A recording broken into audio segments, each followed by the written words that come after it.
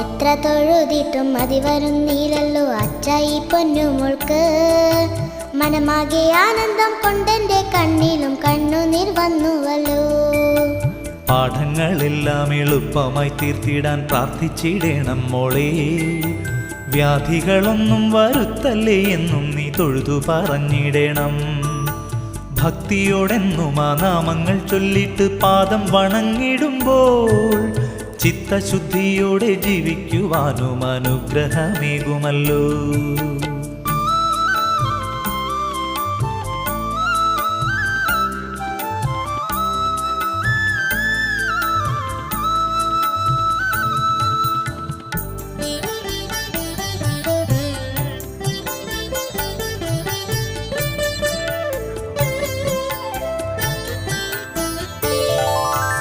ഏട്ടനെ പോലെന്റെ കൂട്ടിനായി വന്നിടാൻ ശ്രീമുരു